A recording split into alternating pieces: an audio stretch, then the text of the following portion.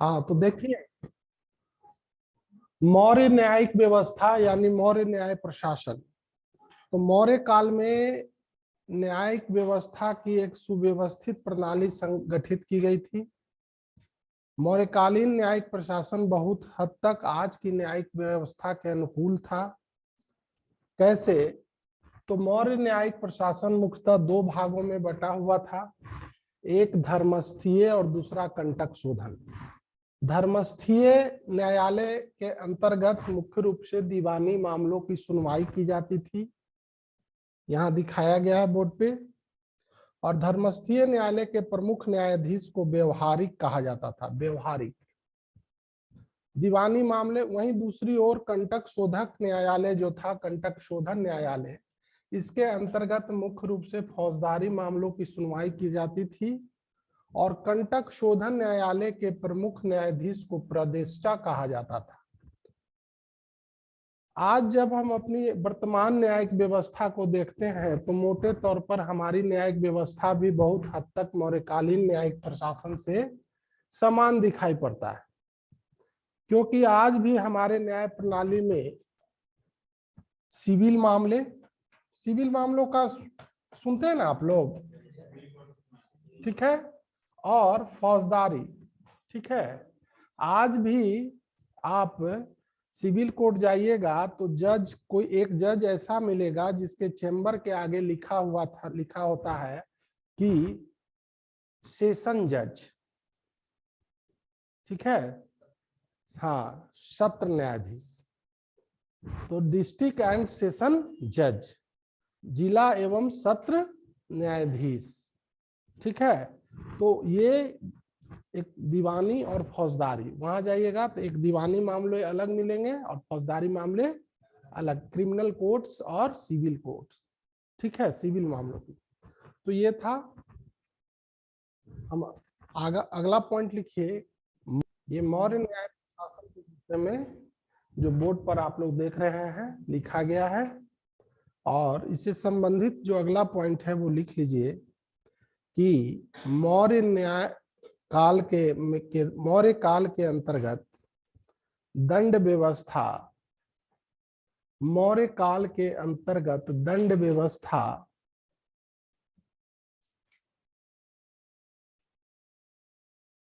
मौर्य काल के अंतर्गत दंड व्यवस्था काफी कठोर थी।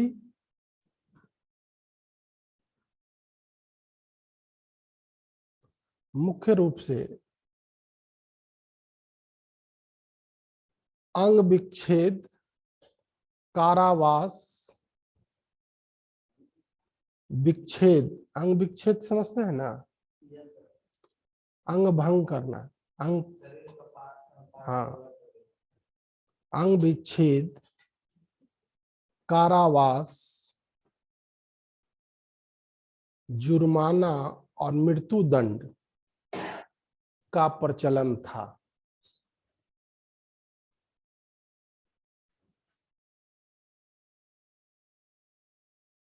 ठीक है, मृत्यु दंड का प्रचलन था।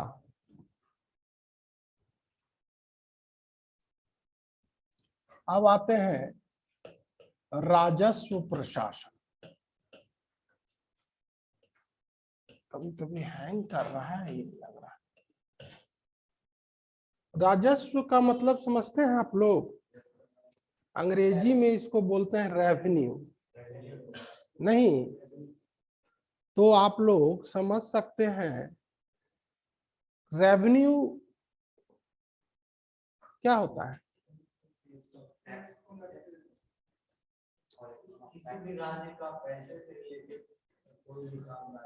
किसी भी राज्य की आमदनी का स्रोत। क्या हुआ? नहीं, राज्य को धन की जरूरत है कि नहीं है? क्यों?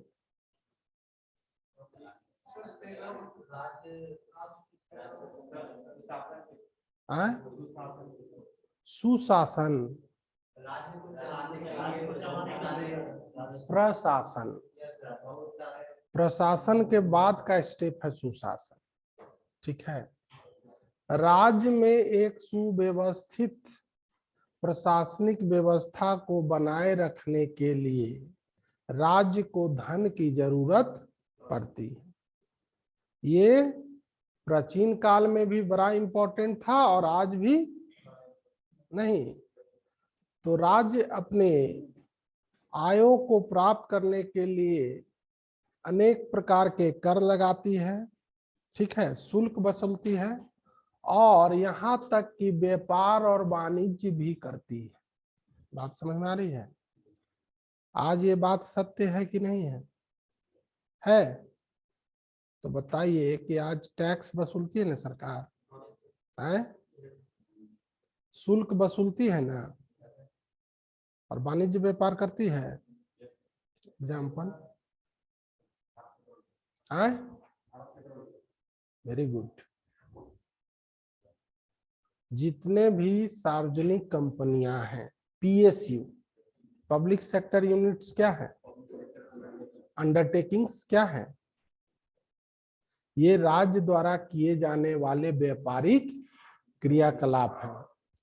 जैसे पटना में, बिहार में आप देखिएगा स्टेट ट्रांसपोर्ट चल रहा है ना, वो मुनाफे के लिए सरकार कर रही है। तो उसके दो उद्देश्य हैं। पहला, पब्लिक को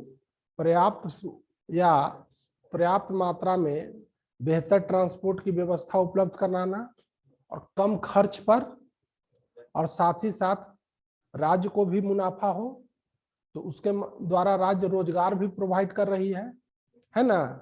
तो लोगों को भी फायदा, कहने का मतलब कि लोक कल्याण को केंद्र में रखते हुए राज्य द्वारा व्यापार और वाणिज्य भी संचालित किया जाता है। उससे लोक कल्याण भी होता है और राज्य की भी आमदनी होती है। और इस तरह राज्य अपने खर्चे को चलाने के लिए विभिन्न स्रोतों से आय प्राप्त करती है। मौर्य काल में भी राज्य द्वारा अपने खर्चे या आमदनी को प्राप्त करने के लिए कई उपाय किए गए थे। ठीक है, जैसे लिखिए,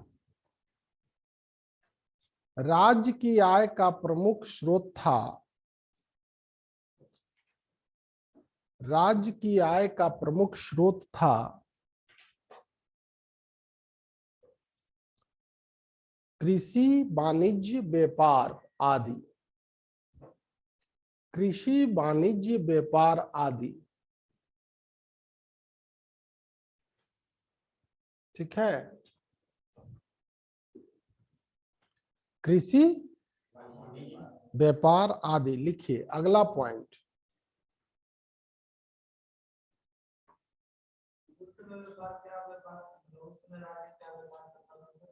अभी ये पता चल जाएगा ना। बहुत अच्छा। वनो उत्पाद, वन से प्राप्त होने वाली लकड़ियां। अरे अभी जब हम खत्म करेंगे ना तो आपको सारा चीज क्लियर हो जाए कि राज्य क्या नहीं करता था। ठीक है, तो पहला लिखिए, राज्य की आमदनी का प्रमुख स्रोत था भूमि कर। राज्य की आमदनी का प्रमुख स्रोत था भूमि कर, जो उपज का 1/4 से 1/6 भाग लिया जाता था।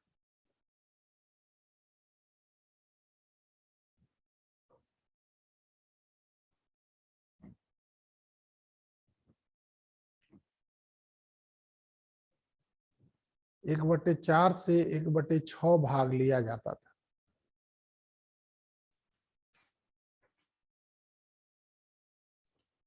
लिखिए, राज्य द्वारा सिंचाई का पर्याप्त प्रबंध किया जाता था।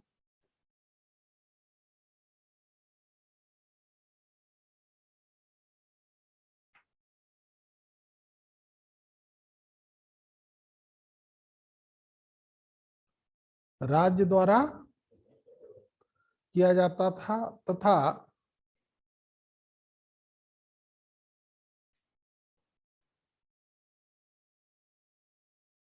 लोगों से सिंचाई कर भी वसूला जाता था।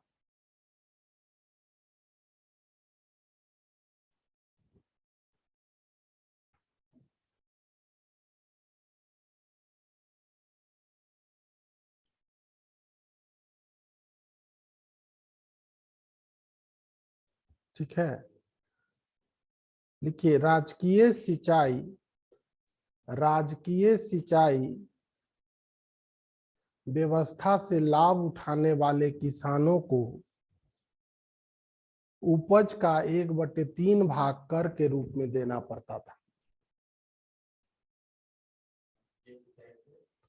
लाभ उठाने वाले किसानों को उपज का 1/3 भाग कर के रूप में देना पड़ता था।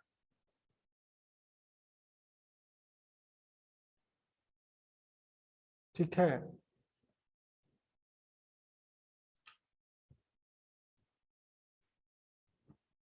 ठीक है, आगे लिखिए। भूमि कर के अतिरिक्त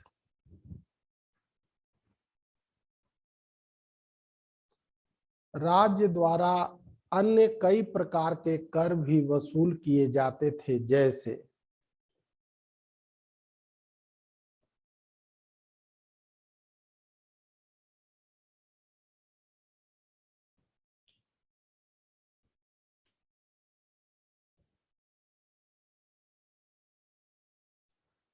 प्रणय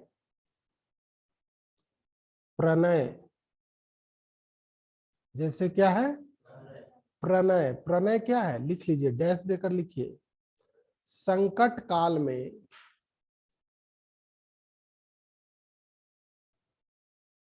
प्रजा से वसूल किया जाने वाला कर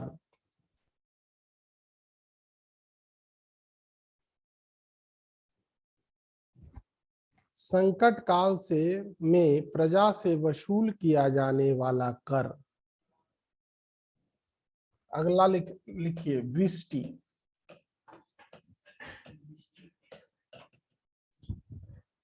निःशुल्क बेगार,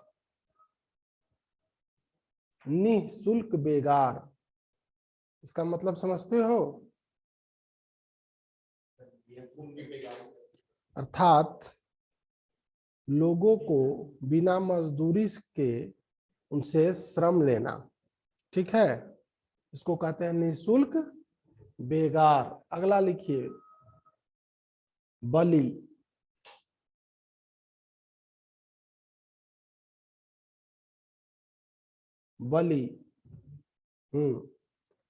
लिखिए, यह एक प्रकार का धार्मिक कर था।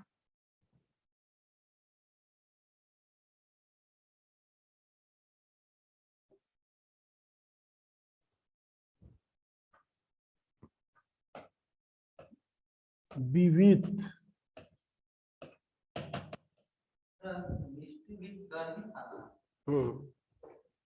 बिष्टी मतलब बेगारी। जैसे सपोज कीजिए, आपके पास सरकार को देने के लिए कर नहीं है, आपकी आमदनी ऐसी नहीं है कि आप सरकार को कर चुका सकें, तो सरकार ने कहा कि देखो जी, महीना में 2 दिन तुमको राजकीय जहां कार्य हो रहे हैं, निर्माण कार्य, वहां आके श्रमदान देना है। तो आपको मजदूरी न दिया गया, वो आपका वही कर हो गया। ठीक है, विविध चारागाह कर का मतलब समझते हैं ना? हाँ, ठीक है, विविध चारागाह कर।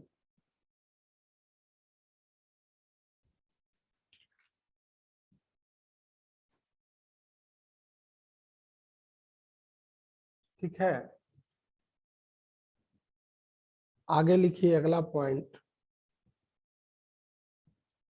आयात और निर्यात आयात और निर्यात आयात और निर्यात पर भी राज्य द्वारा कर वसूला जाता था। ठीक है, लिखिए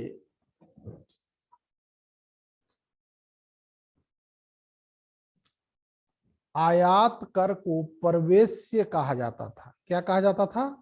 प्रवेश्य।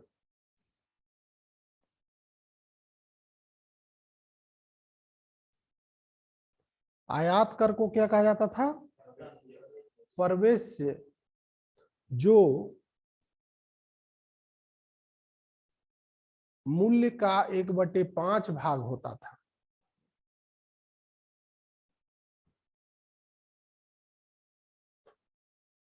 ठीक है।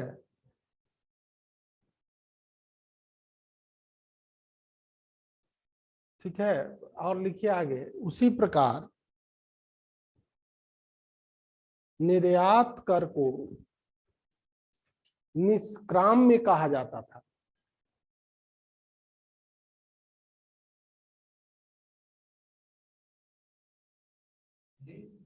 निष्क्राम्य,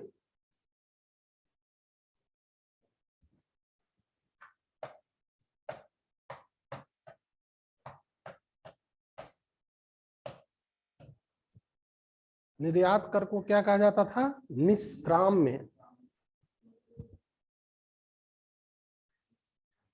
आयात को क्या कहा जाता था?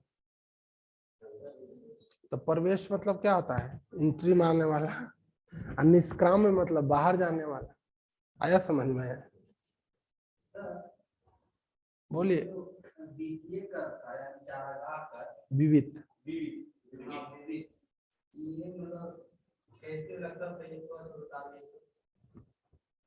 राज्य की अपनी चारागाह भूमि होती थी।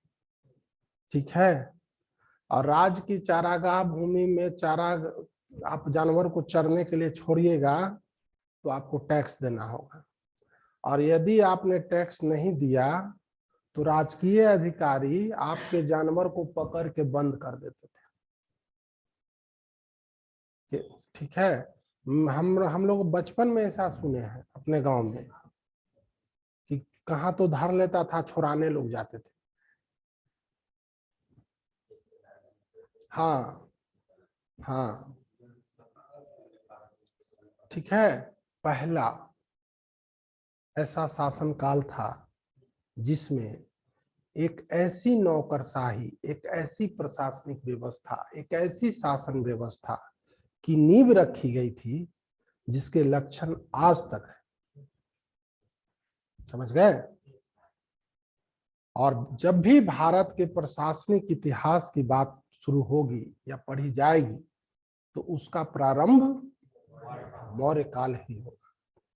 मौर्य काल ने एक सुव्यवस्थित प्रशासनिक तंत्र का निर्माण किया था जिसके अवशेष आज तक वर्तमान है।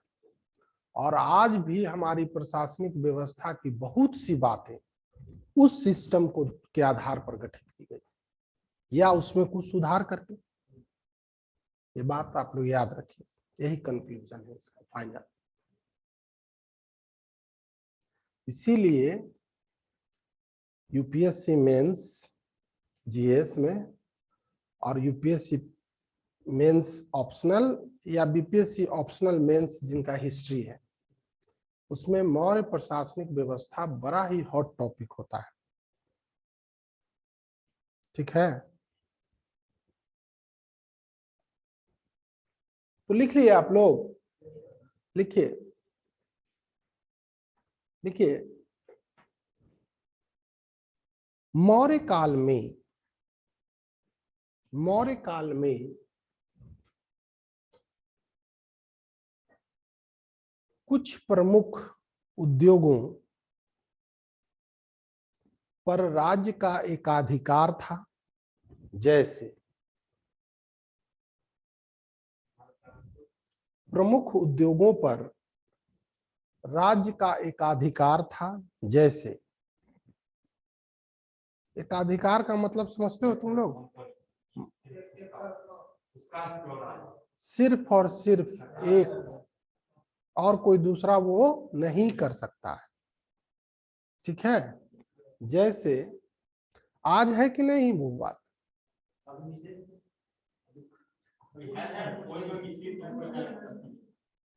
औद्योगिक नीति पिछला कब आया है? उस औद्योगिक नीति को पढ़े हैं आप? अभी भी 3 ऐसे उद्योग हैं जिस पर केवल और केवल राज्य का नियंत्रण। मैंने उद्योग की बात की है, और उद्योग कहने का मतलब क्या हुआ? जो सामरिक दृष्टिकोण से देश के लिए महत्वपूर्ण है। परमाणु ऊर्जा देखें किसी प्राइवेट सेक्टर को करते हुए? उस पर अभी भारत सरकार का नियंत्रण है, भारतीय सरकार कर सकता है।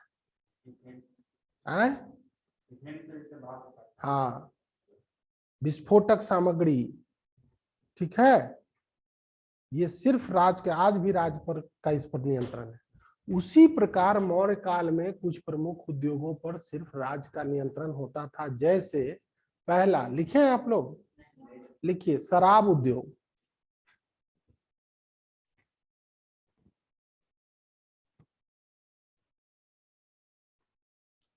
दूसरा, नमक उद्योग।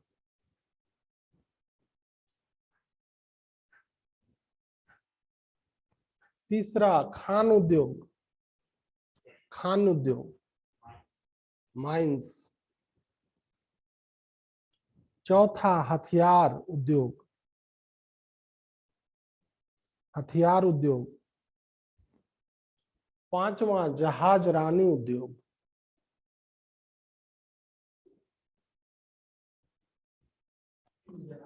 जहाज रानी, जहाज रानी का मतलब समझते हो? हाँ,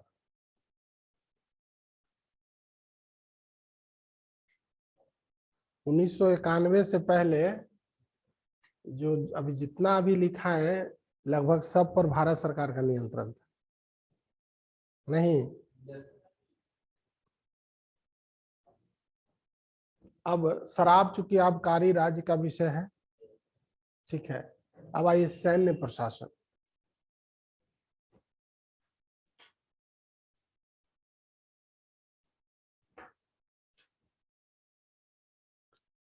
ठीक है, लिखिए,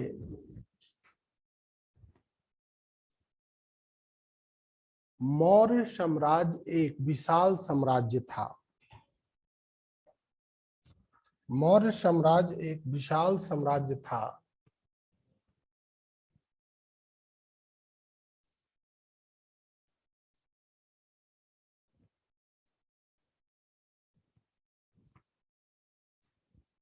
क्या था? विशाल साम्राज्य था। अब हम जब इतना बात बोले, तो इससे आगे वाला बात आप समझ रहे हैं क्या हम बोलने जा रहे हैं?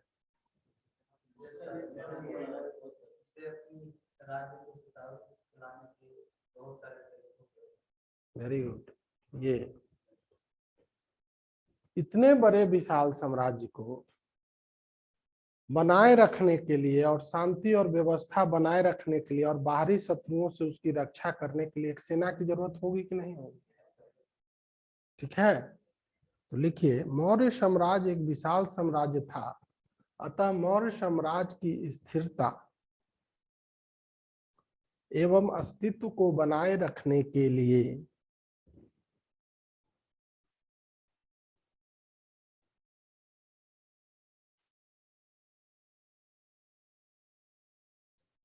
एक सुसंगठित सैन्य, एक सुसंगठित सैन्य व्यवस्था का गठन किया गया था।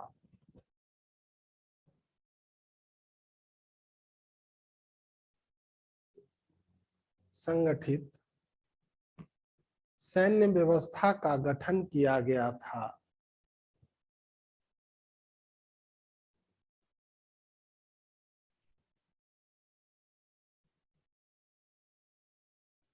ठीक है,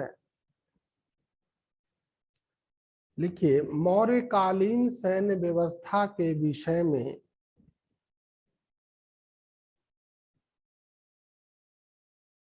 मौर्यकालीन सैन्य व्यवस्था के विषय में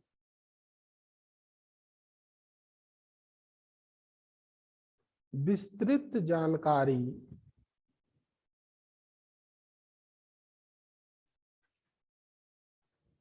हमें मेगास्थनीज की इंडिका से प्राप्त होती है।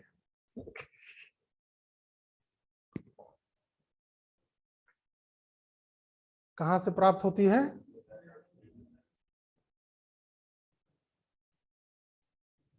ठीक है, इसमें कहा गया है कि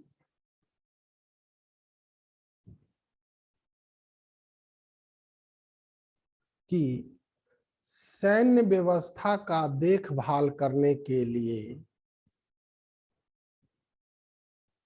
सैन्य व्यवस्था का देखभाल करने के लिए एक विस्तृत सैन्य विभाग का गठन किया गया था,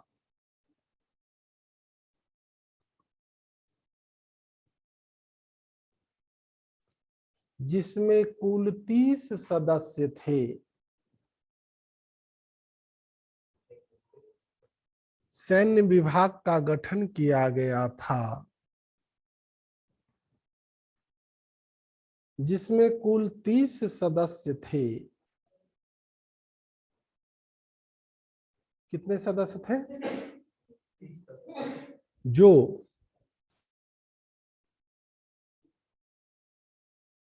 5 सदस्यों के 6 इकाइयों में बटे हुए थे, 6 समितियों में, जो 5 सदस्यों के 6 समितियों में बटे हुए थे।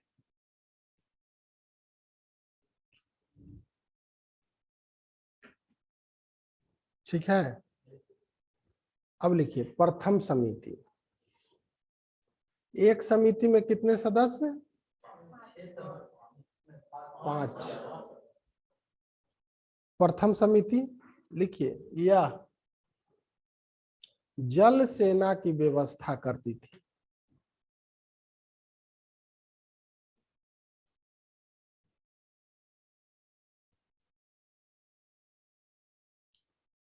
किसकी व्यवस्था करती थी?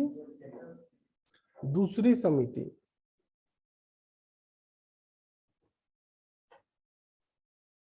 यातायात एवं रसद की व्यवस्था करती थी।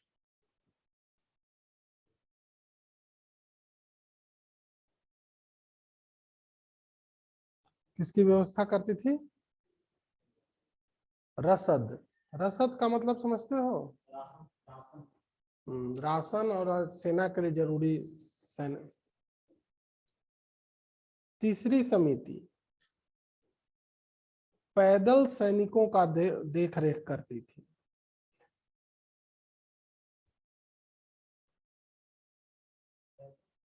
सैनिकों का देख रेख करती थी।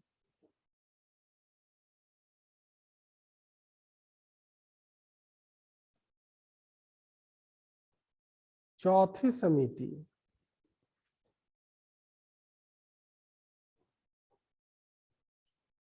अश्वरोही सेना की व्यवस्था करती थी। किसकी व्यवस्था करती थी? पांचवी समिति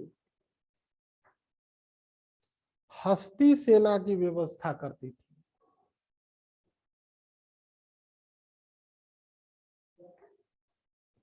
पांचवी समिति हस्ती, हस्ती मतलब हाथी।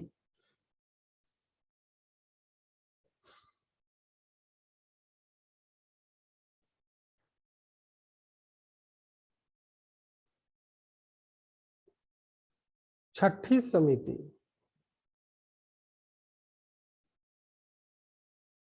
रथों की व्यवस्था करती थी।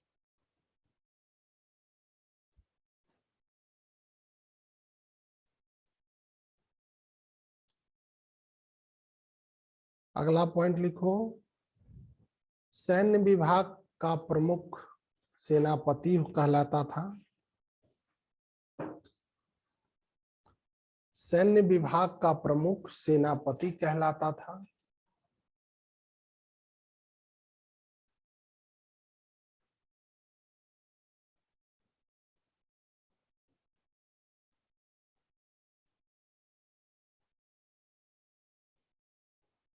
युद्ध में सेना का संचालन नायक करता था।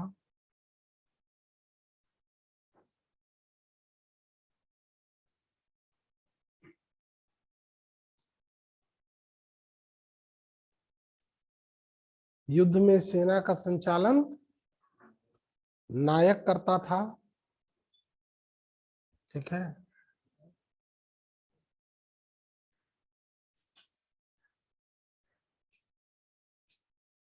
कुछ कमेंट्स हैं उनको लिख लीजिए। लिखिए नीचे, लिखिए प्लिनी, नाम सुने हैं प्लिनी का? Very good. प्लिनी के अनुसार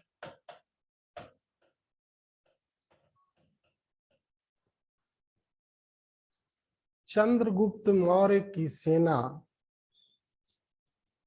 चंद्रगुप्त मौर्य की सेनाओं की संख्या 6 लाख थी।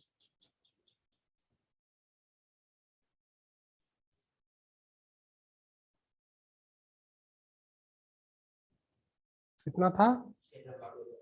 और उसने इस विशाल सेना को लेकर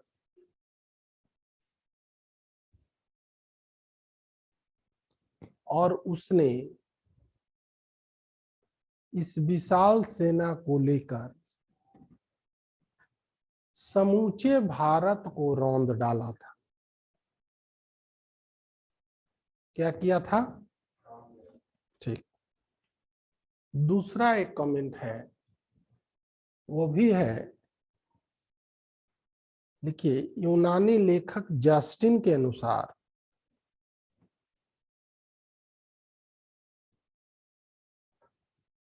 चंद्रगुप्त की सेना डाकुओं की फौज थी। जस्टिन, चंद्रगुप्त की सेना क्या थी? डाकुओं की फौज।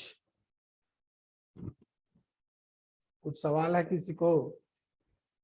नहीं तो हम आगे बढ़। तो आपके मन में होगा कि शायद चंद्रगुप्त ने डाकुओं को सेना में भर्ती कर लिया था। नहीं, आए माथा में थी बांधता था। नहीं, सामाजिक जीवन लिखिए। सामाजिक जीवन, मौर्यकालीन सामाजिक जीवन।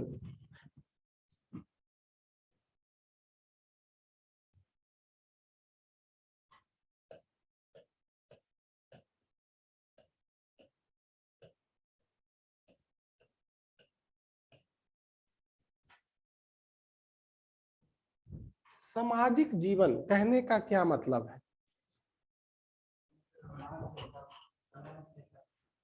सोसाइटी कैसा था? नहीं, समाज की संरचना कैसी थी? समाज में विभिन्न वर्गों और समूहों के बीच का संबंध कैसा था? पुरुष और स्त्री की क्या स्थिति थी? दोनों में कैसा रिलेशन था? ठीक है ना? देखिए, मानव जाति का विभाजन ईश्वर ने 2 वर्गों में किया है। बाकी जितने भी विभाजन हैं वो मानव निर्मित है, ईश्वर निर्मित नहीं। मानव निर्मित 2 ही विभाजन है मानव जाति का, एक स्त्री और एक पुरुष। क्या गलत बात है? बाकी जाति, धर्म, संप्रदाय, ठीक है, वर्ण, ये सारे विभाजन मानव निर्मित है। और मानव निर्मित विभाजन ही सामाजिक संरचना में विभेद पैदा करते हैं। ठीक है, तो आपको जानना ये होगा कि मौर्यकालीन सोसाइटी क्या इस तरह के विभेदों से अलग था, या वो सोसाइटी भी विभेदित हो चुका था, तो कितना हद तक? ठीक है, तो सबसे पहले लिखिए आप लोग कि मौर्यकालीन समाज के विषय में जानकारी का प्रमुख स्रोत,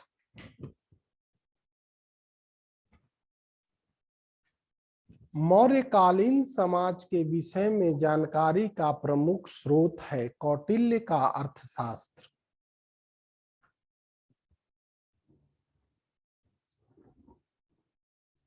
क्या स्रोत है? कौटिल्य के नाम से तो आप लोग परिचित ही होंगे।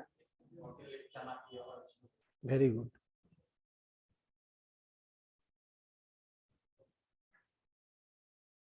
अर्थशास्त्र में क्या लिखे हैं आप लोग?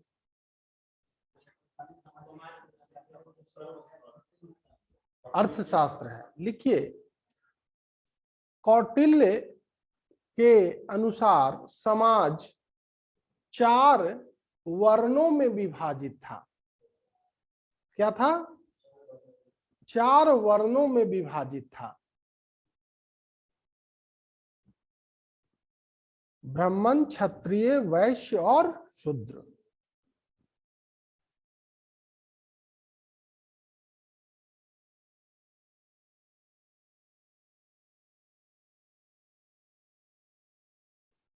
ठीक है,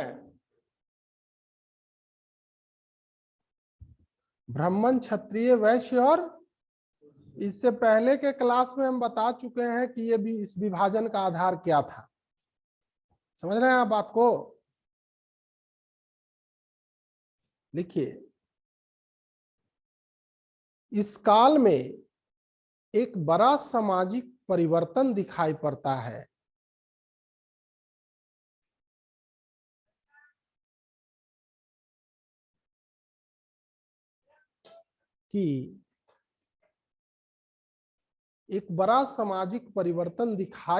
है कि कौटिल्य ने शूद्रों को आर्य कहा है। क्या कहा है? आर्य।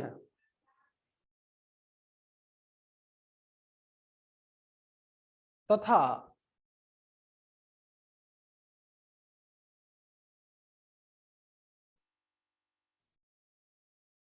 उसने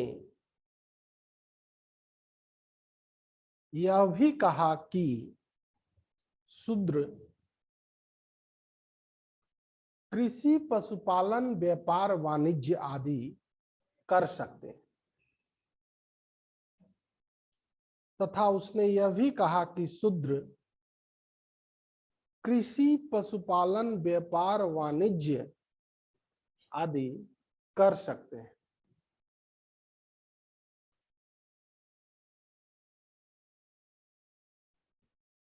ये एक बड़ा सामाजिक परिवर्तन था कि नहीं? कैसे?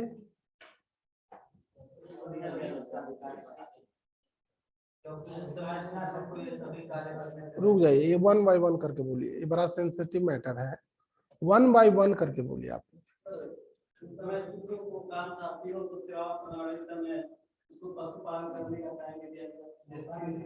सुन, बोलने दीजिए उसको। कृषि में कार्य करने के लिए व्यापार भी कर सकते हैं, तो इससे उससे पहले कैसे? देखिए, नहीं, हम आपको बताते हैं, शूद्रों के साथ कभी छुआछूत नहीं था। चांडाल आगे अभी जैसे आगे बढ़िएगा ना तो उसका वर्णन मिलेगा आपको। अंत्यज जिसको बोलते थे, जो गांव में जाता था तो अपने पैर में डमरू बांध लेता था। किसी भी व्यक्ति का यदि आपको उसको क्या करना है, उसको एकदम शोषित बनाए रखना है, तो सबसे पहले क्या कीजिए कि उसको मेन स्ट्रीम लाइफ से उसको से बाहर कर दीजिए। अर्थात शिक्षा, व्यापार, कृषि, वाणिज्य, इस सब से उसको वंचित कर दीजिए। जब इंसान को इन सारी बातों से वंचित कर दिया जाएगा तो वो क्या हो गया? पशु। क्या हो गया? तो सिर्फ वो हुक्म मानने वाला रह जाएगा, निर्णय लेने वाला। तो निर्णयन प्रक्रिया से किसी भी व्यक्ति को वंचित कर देना ही सबसे बड़ा शोषण है। और शूद्रों के साथ और स्त्रियों के साथ सदियों पहले यही बात हुई, जब उनको निर्णय लेने की प्रक्रिया से वंचित कर दिया गया। कौटिल्य ने इस तरह का विधान करके कि शूद्र भी कृषि करें, व्यापार करें, वाणिज्य करें, इस तरह के विधान करके एक तरह से शूद्रों में आत्मनिर्भरता लाने की कोशिश की। कौटिल्य का दरअसल उद्देश्य दो तरफा था। ठीक है, पहला, कौटिल्य का मुख्य उद्देश्य था कि मौर्य काल में बहुत सी भूमियों पर राजा का नियंत्रण बढ़ा था और प्रचुर मात्रा में भूमि राज्य के पास थी। इतनी भूमि थी कि उस भूमि को जोतने कोड़ने के लिए जो आवश्यक श्रम बल था वही राज्य के पास नहीं था। और राज्य द्वारा उस समय खेती भी किया जाता था, राजकीय कृषि, और जिस पर राजकीय कृषि किया जाता था उस प्रकार की भूमि को सीता भूमि कहा जाता था। समझ गए? तो राज्य जब खेती करेगा तो राज्य की भूमि पर भी हल चलाने के लिए आदमी चाहिए ना जी, और वो आदमी कहां से आएगा? तो लेबर फोर्स का जो डिमांड आया, उस लेबर फोर्स का सप्लाई समाज का निचले तबके से किया शुरू हुआ और शूद्रों को भी आर्थिक कार्यों में लगाया गया। भले ही राज्य का अपना इंटरेस्ट था, लेकिन इसी बहाने शूद्रों का भी कल्याण शुरू हुआ। हो गया कहाँ, शुरू हुआ। समझ गए? अगर आप आत्मनिर्भर कैसे बनिएगा हमको ये बताइए। जब आप कमाना शुरू कीजिएगा, आपके पैकेट में आपका अपना पैसा होगा तभी ना आप आत्मनिर्भर होइएगा। तो आत्मनिर्भरता के लिए संघर्ष या आत्मनिर्भरता का प्रयास ये शुरू हुआ कि नहीं हुआ? और इस प्रयास में बहुत से शूद्र भी संपन्न हो गए आगे चलकर। तो आगे पढ़िएगा, इसने भी भारत के सामाजिक व्यवस्था पर अपना प्रभाव छोड़ा। ठीक है? और कई नई जातियों का उदय हुआ। अब आगे चल के पढ़िएगा तो जो शूद्र संपन्न हो गया वो कहा कि अब हम शूद्र नहीं है।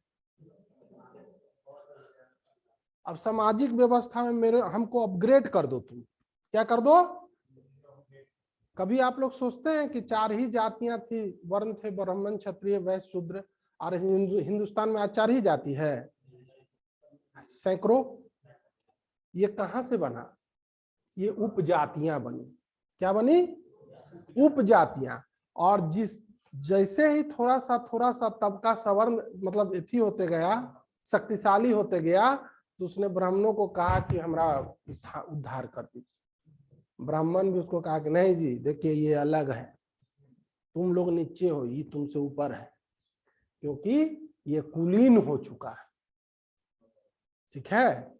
तो इस प्रकार समाज में कई उपजातियों का भी निर्माण हुआ। जो जैसे तेली हुआ ना, तेल से जुड़ा हुआ था, उसी में कई गो बनिया, कुछ कुछ मतलब अनेक हो गया। वैश्यों में कई जातियां बन गई, नहीं, ब्राह्मणों में भी कई जातियां बन गई, शूद्रों में उसी प्रकार की अनेक जातियां बन गई। कई शूद्र ऐसे हो गए जो वैश्य को चुनौती देने लगे व्यापार वाणिज्य के बदौलत, तो वो क्या हुए? वैश्य के श्रेणी में शामिल हो गए। ठीक है? तो ये एक तरह से सामाजिक रूपांतरण की प्रक्रिया शुरू हुई। आगे आइए।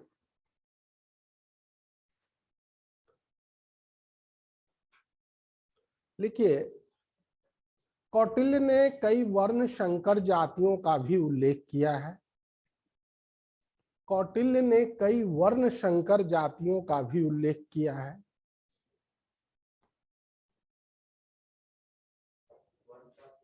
वर्ण संकर जातियों का भी उल्लेख किया है, जिसकी उत्पत्ति विभिन्न वर्णों के अनुलोम और प्रतिलोम विवाहों के फलस्वरूप हुआ था।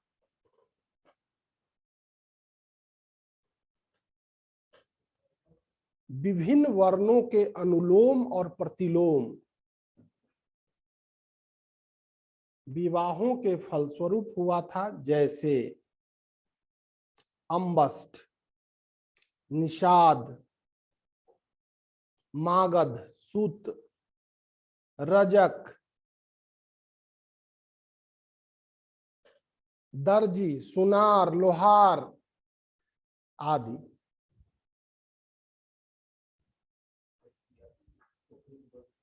क्या? कौटिल्य ने कई संकर जातियों का भी उल्लेख किया है, जिनकी उत्पत्ति विभिन्न वर्णों के अनुलोम और प्रतिलोम विवाहों के फलस्वरूप हुआ था, जैसे अम्बस्ट, निषाद। अम्बस्ट, आज अम्बस्ट, देखिए बुरा नहीं मानिएगा आप लोग, आज अम्बस्ट कायस्थ जाति का नाम सुने हैं? कायस्थ, कायस्थ लाला का नाम नहीं सुने तो? क्या आप पढ़ते हो? कायस्थे ना नाम है, लाला तो इसीलिए उसका परिवर्तन की आधारशिला रखी थी। ठीक है, आज भी हो रहा है कि नहीं हो रहा है? आज भी टीना डाबी का नाम सुने हैं ना? क्या थी? आईएएस टॉपर, एससी थी ना? टीना डाबी के विषय में आने वाले कुछ समय के पश्चात या बहुत सी पीढ़ी ये भी भूल जाएगी कि वो एससी थी। ठीक है, क्योंकि क्या हुआ, उनका सोशली अपग्रेडेशन हुआ है, वो समाज के उच्च शीर्ष पर है, भले ही उनका जन्म समाज के निचले पैदान पर हुआ है, लेकिन वो अपने कर्मों की बदौलत समाज के शीर्ष पर है। उन्होंने आज एक ब्राह्मण में और टीना डाबी में कोई अंतर आपको दिखाई, और ये भी हो सकता है कि आने वाली उनकी हर पीढ़ी का विवाह ब्राह्मणों से हो, और 100 साल के बाद कोई भी नहीं जान पाएगा कि टीना डाबी एससी थी। ठीक है, ये पहले, ये आज नहीं, ये सदियों से होता आ रहा है। ठीक है, तो मेरा कहना है कि कौटिल्य ने कुछ वर्ण संकर जातियों का उल्लेख किया। वर्ण संकर का मतलब क्या हुआ? हाइब्रिड मत बोलिए, आप हाइब्रिड लिखिएगा। आप कॉपी पर क्या लिखिएगा? अनुलोम और प्रतिलोम। अनुलोम का मतलब क्या हुआ? अनुलोम का मतलब क्या हुआ? लड़का उच्च कुल का, लड़की। प्रतिलोम का मतलब क्या हुआ? लड़की उच्च कुल का और लड़का। और इस तरह के विवाह से उत्पन्न बच्चे को क्या कहा गया? वर्ण संकर। और आगे चलकर इन वर्ण संकरों के द्वारा भी समाज में एक नई उपजाति का निर्माण हुआ। जैसे उनका कुछ नाम मैंने लिखाया, अम्बस्ट, नाई, धोबी, दर्जी, लोहार, मागध, सूत। ठीक है, आया समझ में? इस पेपर को, इतिहास पेपर जो है, इस पेपर को एक दिन और भी बोले थे आपको, या किसी पेपर को जब भी आप पढ़ रहे हैं तो अतीत की घटनाओं को वर्तमान के साथ उसका संवाद करवाइए। ठीक है, और जब अतीत वर्तमान के साथ संवाद करेगा तब आपको समझ में आएगा, और तब आप अच्छे से ज्ञानवान होइएगा। ठीक है, और ये कला अपने आप में आप डेवलप कीजिए। आगे लिखिए, मौर्यकालीन सामाजिक व्यवस्था के विषय में मेगास्थनीज ने भी महत्वपूर्ण जानकारी दिया है।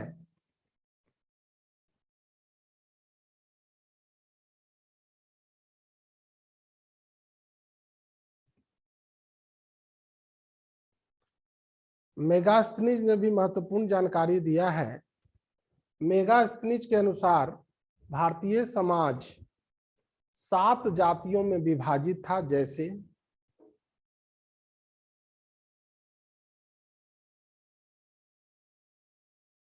जैसे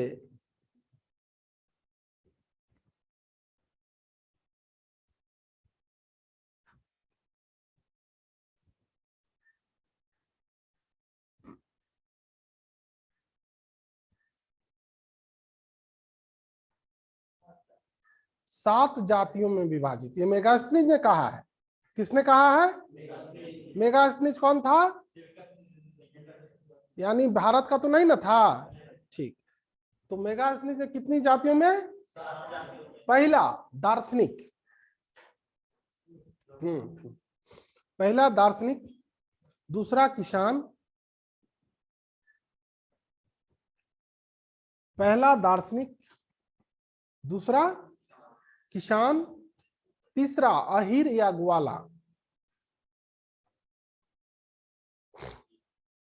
चौथा शिल्पी,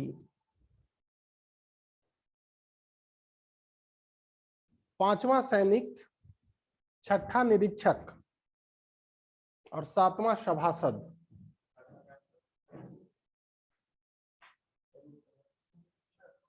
हाँ, निरीक्षक, सभासद,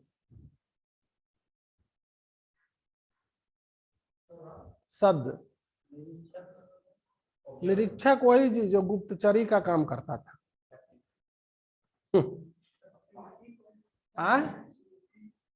शिल्पी नहीं जानते, आर्किटेक्ट का नाम नहीं सुना है आपने? समझ में आ गया। और सभासद यानी कि जो राजकार्य से जुड़े हुए थे। ठीक है, अब बताइए मेगास्थनीज का यह विवरण आपको सही लगता है?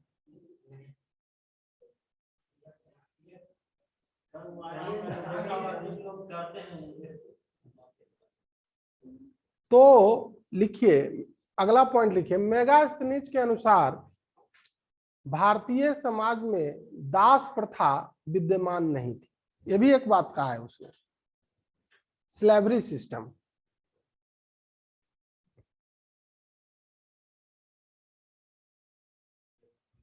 और नीचे विद्यमान नहीं थी, नीचे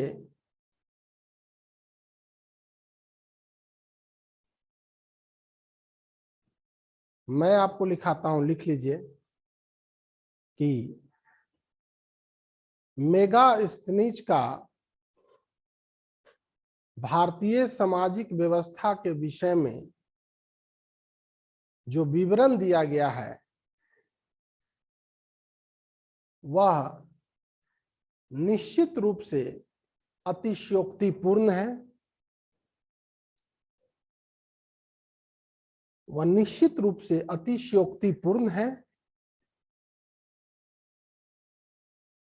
संभवतः अतिशयोक्ति यानी कि जिसे तथ्यों की जानकारी अतिशयोक्तिपूर्ण है। यह अतिशयोक्तिपूर्ण नहीं है कि भारतीय समाज में दास प्रथा नहीं था, था ना? अतिशयोक्तिपूर्ण है, संभवतः मेगास्थनीज को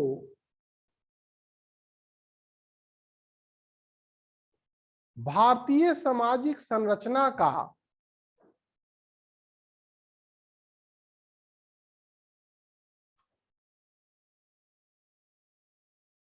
सटीक ज्ञान नहीं था। क्या ये बात सत्य है कि नहीं है?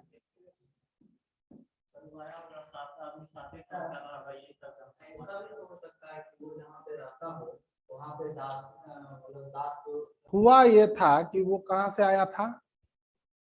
यूनान। प्राचीन काल में दास प्रथा यूरोप में भयंकर शोषणपूर्ण थी। दासों को सिक्कर से बांध के रखा जाता था।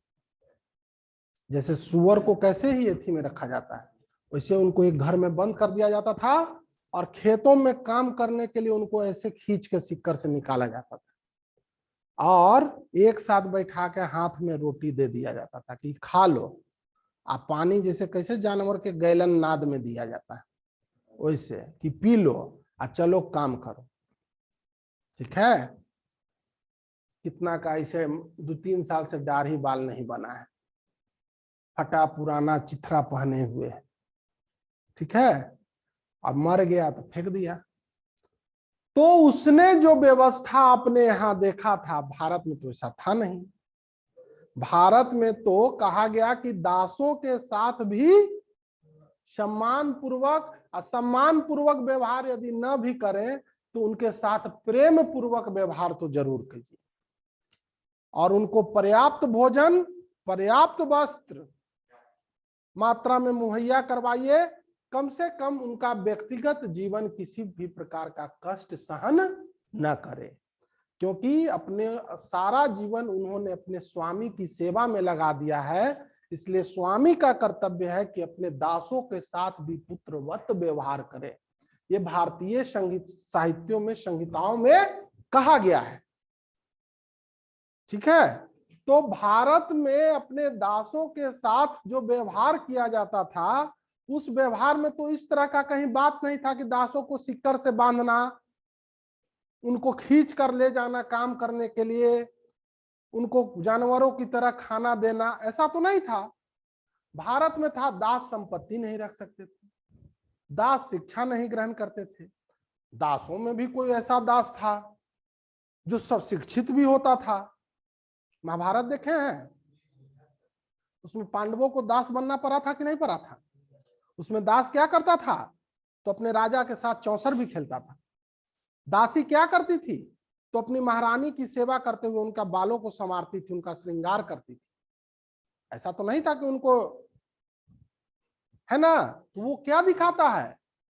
वो दिखाता है कि हमारे यहाँ सामाजिक व्यवस्था में दासों को भी पर्याप्त सम्मान था, उनके साथ भी मानवीय व्यवहार किया जाता था।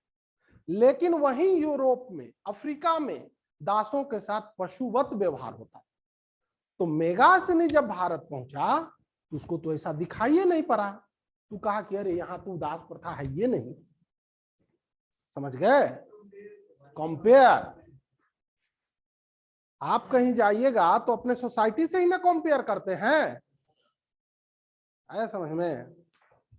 ठीक। तो ये हुआ मौर्य काल। अगला लिखिए, मौर्य काल में स्त्रियों की दशा, स्त्रियों की दशा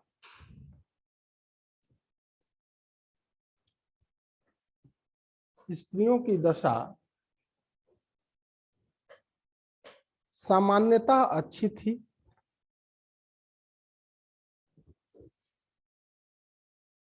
सामान्यतः अच्छी थी, लेकिन समाज पुरुष प्रधान था। समाज क्या था? पुरुष प्रधान था। स्त्रियों को पुनर्विवाह, स्त्रियों को पुनर्विवाह, ठीक है, नियोग प्रथा, नियोग प्रथा की अनुमति प्राप्त थी।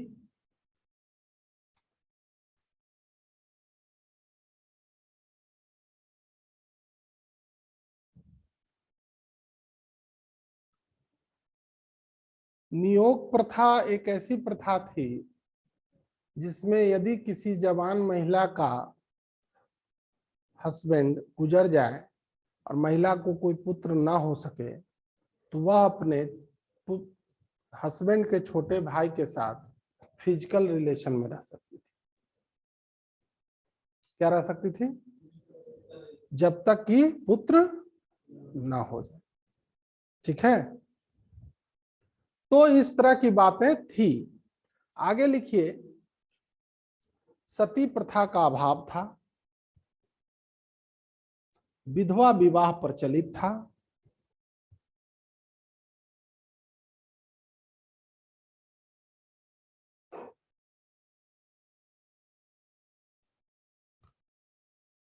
संभ्रांत परिवारों की स्त्रियां घर से बाहर नहीं निकलती थी। संभ्रांत, कुलीन, समाज का ऊंचा तबका, संभ्रांत परिवार की स्त्रियां घरों से बाहर नहीं निकलती थी।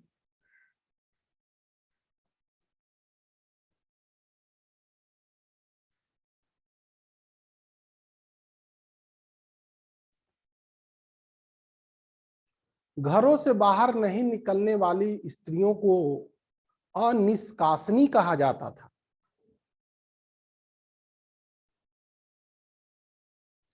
घरों से बाहर नहीं निकलने वाली स्त्रियों को क्या कहा जाता था?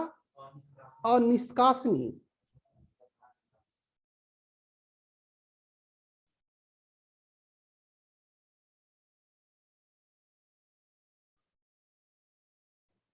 ठीक है,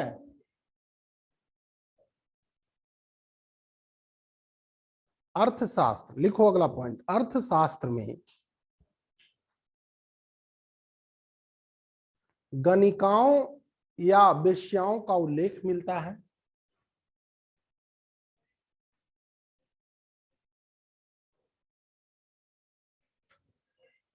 गणिकाओं या वेश्याओं का उल्लेख मिलता है।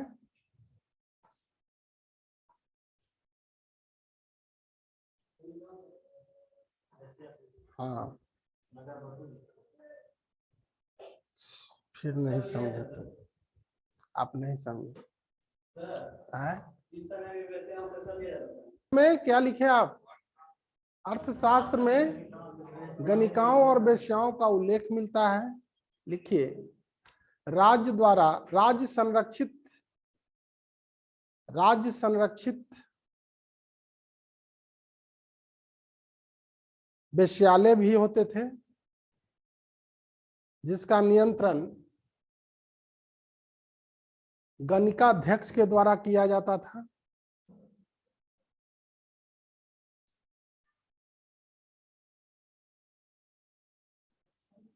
गणिकाध्यक्ष के द्वारा किया जाता था।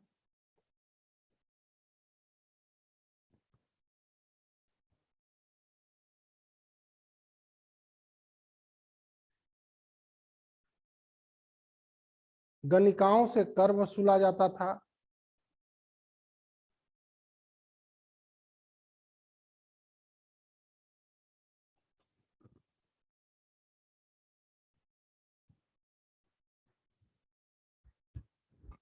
स्वतंत्र रूप से वेश्यावृत्ति करने वाली महिलाओं को रूपा जीवा कहा जाता था।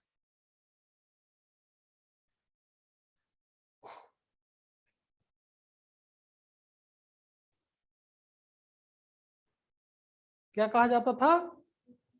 रूपा जीवा कहा जाता था।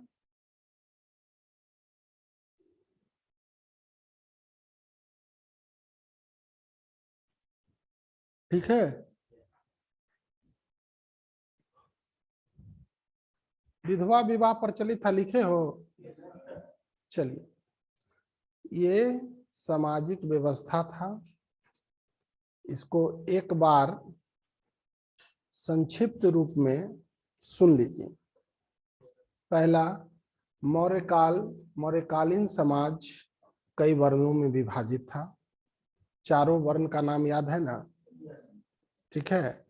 वर्णों के अतिरिक्त भी कई अन्य प्रकार की मिश्रित जातियों का भी उल्लेख प्राप्त होता है।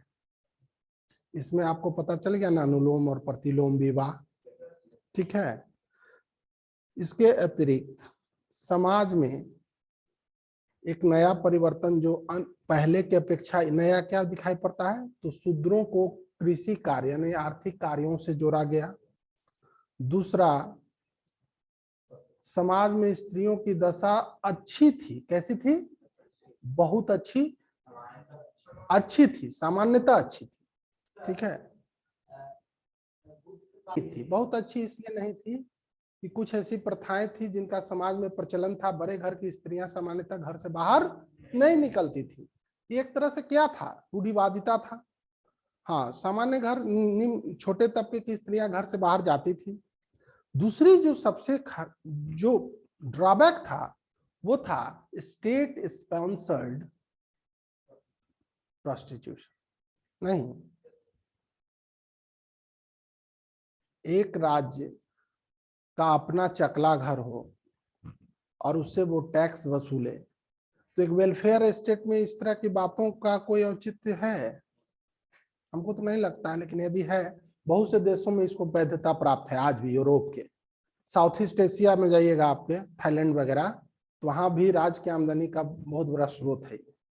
ठीक है, तो खैर आज भी इनका अस्तित्व है। मौर्य काल में भी था, अभी अपने भारत में, आज के भारत में नहीं। हाँ, स्टेट स्पॉन्सर्ड नहीं है। तो थोड़ा सा मेरा ये कहना है, एक और बात पता चलती है आपको इससे, कि मौर्य काल में राज्य ने उन सभी संभव स्रोतों से कर वसूला जो वसूला जा सकता था। ठीक है, आया समझ में? तो ये था, ये इसका सामाजिक व्यवस्था था। अब आते हैं, क्या बचा हुआ है अब जी? आर्थिक जीवन। आर्थिक जीवन बचा हुआ है। आर्थिक बचा हुआ है, बचा हुआ है, नहीं नहीं, मौर्यकालीन मुद्रा, मुद्रा व्यवस्था। हम्म,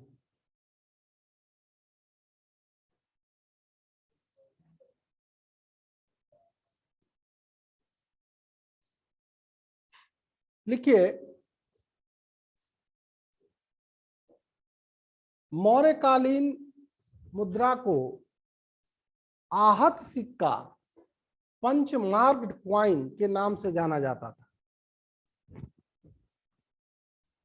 मौर्यकालीन मुद्रा को आहत सिक्का के नाम से जाना जाता था। आहत सिक्का, पंचमार्ग सिक्का के नाम से भी पंचिंग करके बनाया जाता था। आहत सिक्का के नाम से जाना जाता था, जो चांदी का निर्मित होता था, जो चांदी धातु का निर्मित होता था और जिस पर सूर्य चंद्र पीपल मयूर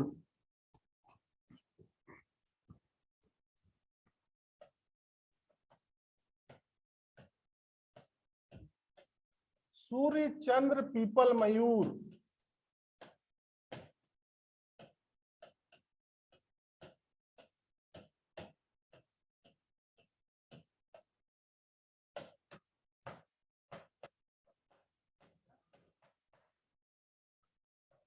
सूर्य चंद्र पीपल मयूर आदि का ठप्पा, क्या होता था, ठप्पा लगाकर बनाया जाता था।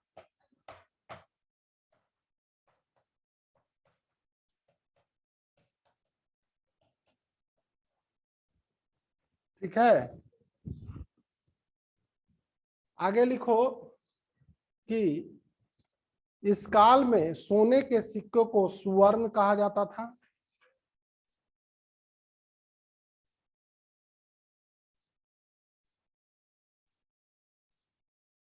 सोने के सिक्कों को क्या कहा जाता था, सुवर्ण। करशापन और शतमान चांदी का सिक्का था। करशापन और शतमान, करशापन, करशापन और शतमान चांदी का था। ठीक है, माशक और काकनी, माशक और काकनी किस चीज का था, तांबा। तो तीन प्रकार के सिक्के प्रचलित थे, सोना धातु था, सोना चांदी और तांबा। सबसे प्रचलित सिक्का आहत सिक्का, जो लेन देन में प्रचलित था। इसके अलावे चांदी का सिक्का था करशापन और शतमान, सोने का सुवर्ण और माशक और काकनी तांबा का। लिख लीजिए आप, माशक और काकनी तांबा का।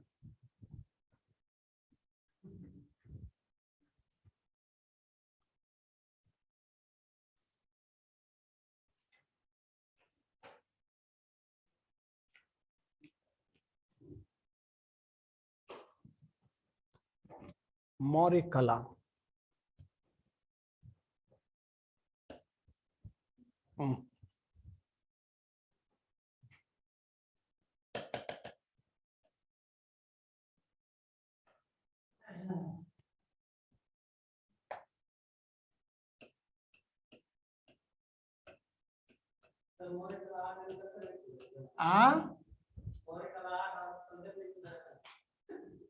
तो मतलब तबे पढ़िएगा।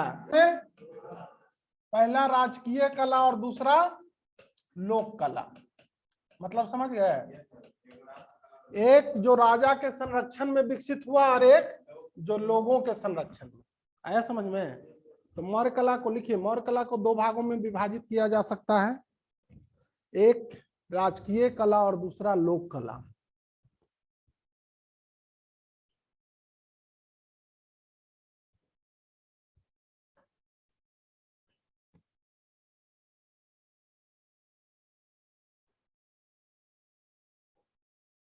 लिखिए, राजकीय कला के अंतर्गत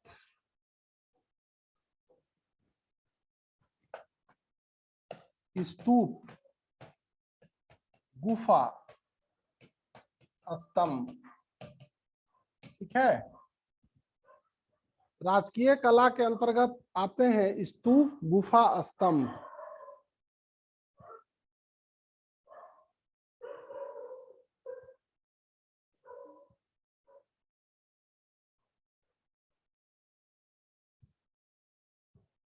स्तूप, गुफा और स्तंभ। लिखिए, ओह ये फोन है, क्या बोले आप? लिखिए स्तूप, स्तूप जाके डैश दो, लिखो। बौद्ध ग्रंथों से पता चलता है कि अशोक ने 84,000 स्तूपों का निर्माण करवाया था। एक दो नहीं, 84,000।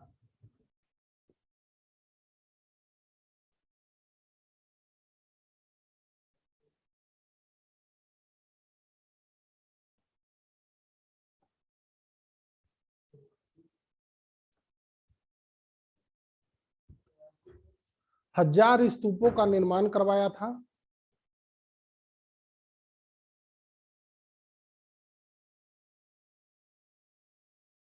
ठीक है, देखिए, अशोक के काल में निर्मित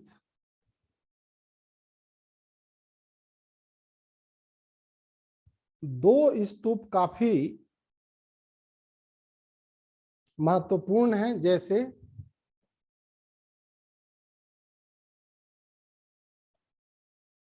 सांची का स्तूप और सारनाथ का धर्मराज का स्तूप। सांची का स्तूप और सारनाथ का धर्मराज का स्तूप। राजिका, भूलोगे नहीं ना? धर्मराज का स्तूप। अगला आए, सांची मध्य प्रदेश है ना जी, जगह का नाम। आज तक नाम नहीं सुने थे? नाम सांची का, ठीक। आए, हम तो गए नहीं है भाई। हाँ सर, हमारी चीज, चलिए। हाँ, अगला पॉइंट लिखिए, मौर्य काल में कई गुफाओं का भी निर्माण करवाया गया।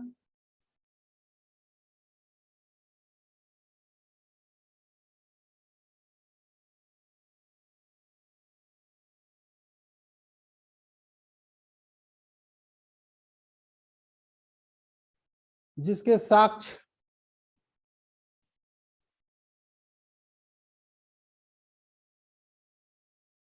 बिहार के गया जिला में है जी, जहानाबाद में? अब गया में है नहीं, अब जहानाबाद। गया, बिहार के गया जिले में स्थित बराबर की पहाड़ियों में से प्राप्त होता है। जहानाबाद है, आप लोग हमको भी। बिहार के जहानाबाद जिले के बराबर की पहाड़ियों से प्राप्त होता है। तब एक समय वो गया में था। अब जो इम्तियाज अहमद जो किताब लिखे, वो तो रिवाइज किए नहीं उसको, आज भी आता। देखिए, इन गुफाओं की प्रमुख विशेषता है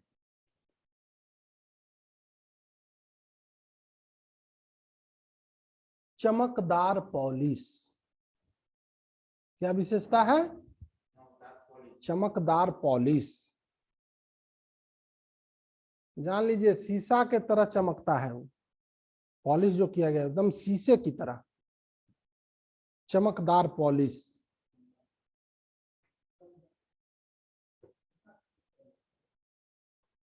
आगे लिखिए,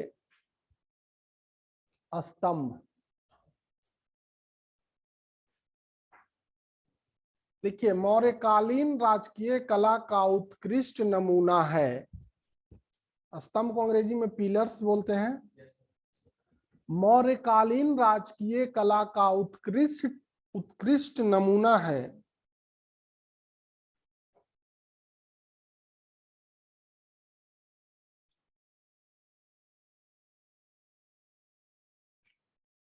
स्तंभ।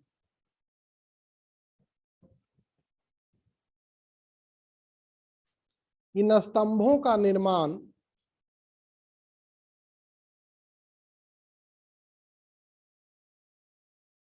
चुनार की पहाड़ियों से लाए गए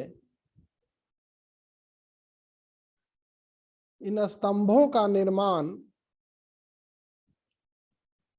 चुनार की पहाड़ियों से लाए गए बलुआ पत्थरों से किया गया है। बलुआ, लाल बलुआ पत्थर, ठीक है, लाल बलुआ पत्थरों से किया गया है। लिखिए, ये स्तंभ एकास्म है।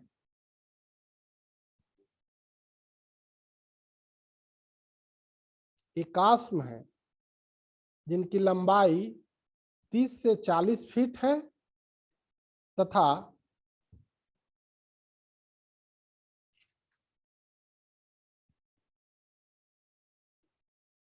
से 40 फीट है तथा जिन पर चमकदार पॉलिश किया गया है।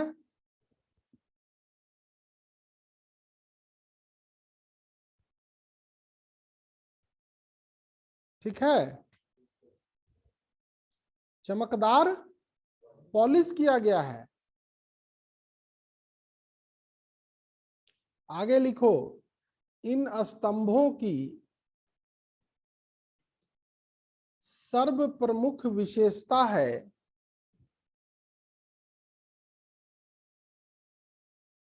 इनके शीर्ष पर अंकित पशु आकृतियां। इन स्तंभों की सर्व प्रमुख विशेषता है इनके शीर्ष पर अंकित पशु आकृतियां।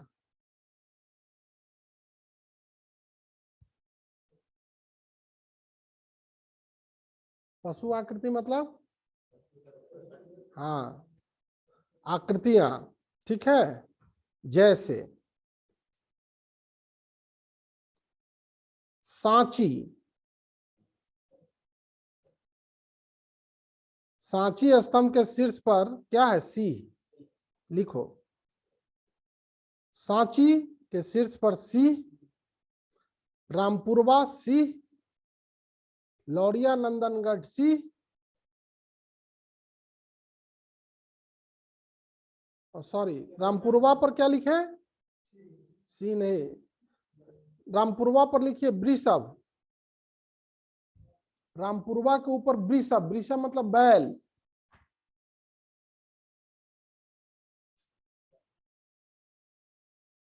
सांची पर सिंह, लौरिया नंदनगढ़ सिंह, संकिसा के ऊपर हाथी, संकिसा, संकिसा स्तंभ फर्रुखाबाद यूपी में है। इसके ऊपर क्या है? हाथी।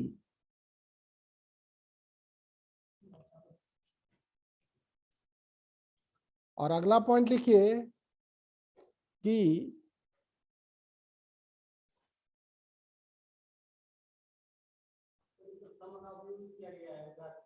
हाँ, सांची के स्तंभ को हमारा, देखिए, मौर्यकालीन स्तंभों में सर्वोत्कृष्ट है सांची का स्तंभ।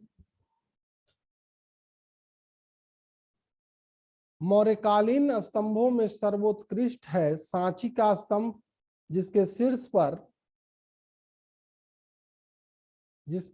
पर चार चार सिंह पीठ सटाए हुए बैठे हैं।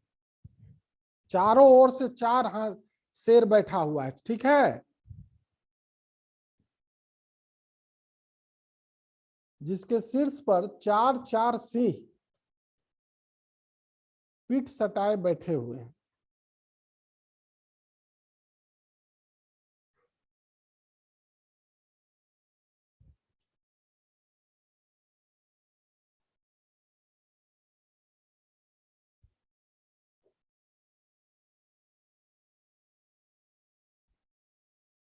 मौर्यकालीन लोक कला।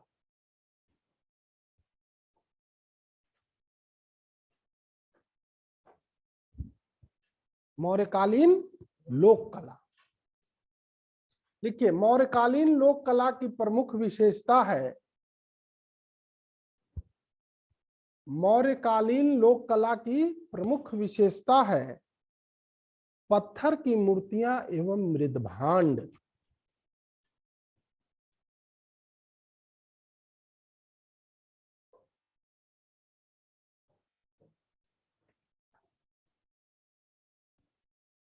और लिखो, पत्थर की मूर्तियों का सर्वोत्तम उदाहरण है पटना के दीदारगंज। गए हो दीदारगंज? सर्वोत्तम उदाहरण है पटना के दीदारगंज से प्राप्त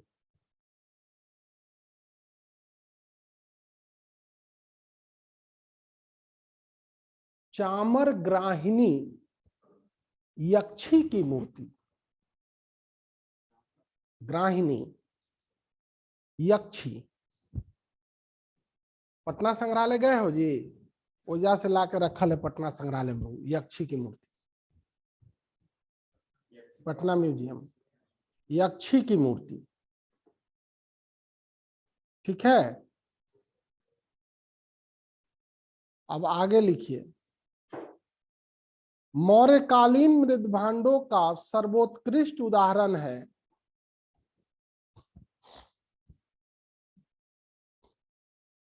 मौर्यकालीन मृदभांडों का सर्वोत्कृष्ट उदाहरण है उत्तरी काली पॉलिश वाले मृदभांड। उत्तरी काली पॉलिश वाले मृदभांड, ब्रैकेट में NBPW, northern black polished where, NBPW।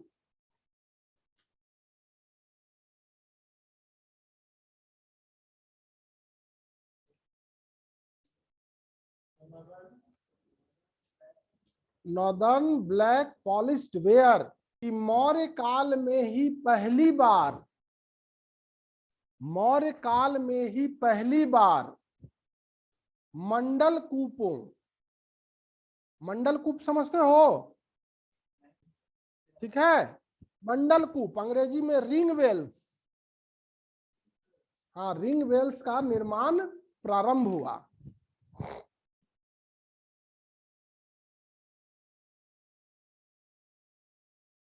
देखिए, अशोक के बाद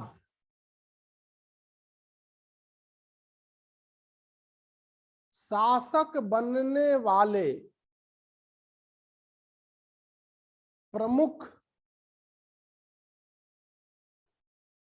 व्यक्तियों के नाम इस प्रकार है, ठीक है। तो अशोक के बाद बना कुणाल, अशोक के बाद कौन बना? कुणाल के बाद संप्रति, संप्रति, संप्रति के बाद दशरथ, अब दशरथ के बाद बृहद्रथ, दशरथ के बाद बृहद्रथ।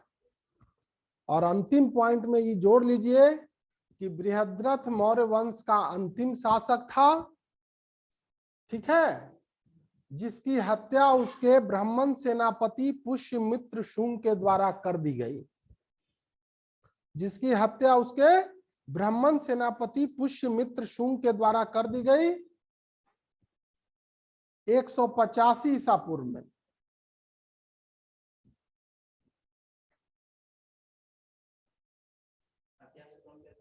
पुष्यमित्र शुंग जो उसका सेनापति था, 185 ईसा पूर्व में उसने बृहद्रथ की हत्या कर दिया और उसकी हत्या करके उसने शुंग वंश की नींव डाली।